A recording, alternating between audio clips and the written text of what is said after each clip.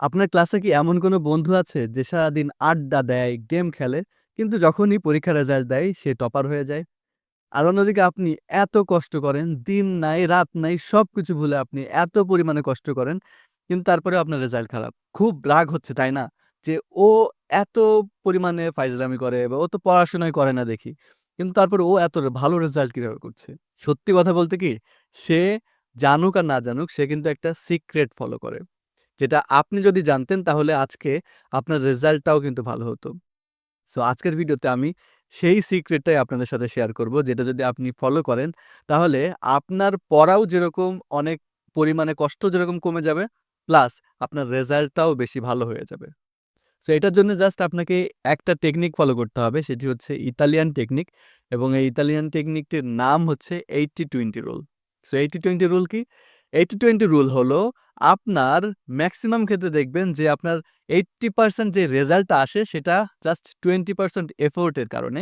আবার অনেক সময় এটা হয়, আপনার যে পরীক্ষায় যে সকল প্রশ্ন আসে তার মধ্যে 80%ই আসে আপনার বইয়ের সেই 20% জায়গা থেকে। সো আপনি জাস্ট এইটা যদি আপনি আইডেন্টিফাই করে ফেলতে পারেন যে এই 20% আসলে কোনগুলো, তাহলেই দেখবেন আপনার 80% যে কষ্টটা সেটাও কিন্তু কমে যাবে। সো এই টেকনিকটা আপনি কিভাবে এপ্লাই করবেন সেটি আপনাদেরকে দেখাবো ৩ টি ধাপে। সো ১ম এই যেই কাজটা করতে হবে সেটি হচ্ছে গোয়েন্দাগিরি বা কোয়েশ্চেন এনালাইসিস। আপনাকে আগে দেখতে হবে বইয়ের ১ম এ না, শেষে।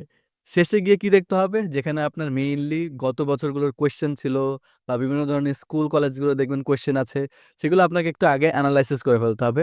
এনালাইসিস করে আপনাকে আগে ফাইন্ড আউট করতে হবে এখানে মেইনলি কোন অধ্যায় থেকে বা কোন টপিক থেকে কোয়েশ্চেন বেশি আসছে।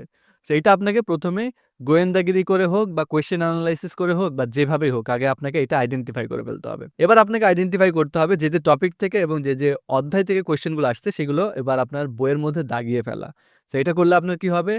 পরবর্তীতে যখন আপনি পড়াশোনা করতে যাবেন দেখবেন হচ্ছে আপনার ম্যাক্সিমাম এফোর্টটা ওই যেই 20% যে সকল টপিকগুলো আছে যেখান থেকে মেইনলি 80% কোয়েশ্চেন আসে, সেগুলো আপনি কিন্তু সহজে আইডেন্টিফাই করে ফেলতে পারবেন এবং ওইগুলোর উপর আপনার প্রিপারেশনটা আরো অনেক বেশি পরিমাণে স্মুদার হবে। এবার সর্বশেষে হচ্ছে আপনাকে একটা মাস্টার প্ল্যান রেডি করতে হবে। সেই মাস্টার প্ল্যানে পরীক্ষার আগের দিনেও যাতে আপনার কোনো ধরনের সমস্যা না হয়, সেটা আপনাকে আইডেন্টিফাই করতে হবে। সো এটার প্রসেসটা কি?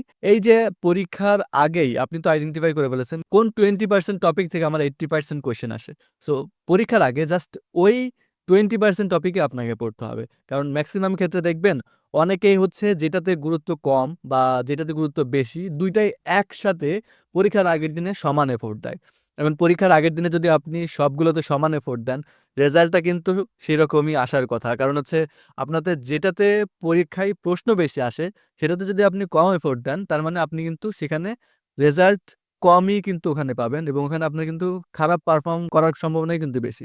সো আপনাকে পরীক্ষার আগের দিন জাস্ট হচ্ছে সেই 20% প্রশ্নকেই আপনাকে পড়তে হবে, যেখান থেকে আপনার মেইনলি বেশি কোয়েশ্চেন আসে এবং সেগুলোকেই বেশি পরিমাণে প্র্যাকটিস করতে হবে। সো এখনই বিগত বছরের প্রশ্নগুলো নিয়ে বসুন এবং আইডেন্টিফাই করুন সেই 20% প্রশ্ন যেখান থেকে 80% কোয়েশ্চেন আসে আর এগিয়ে যান আপনার একটা পারফেক্ট রেজাল্ট নিয়ে।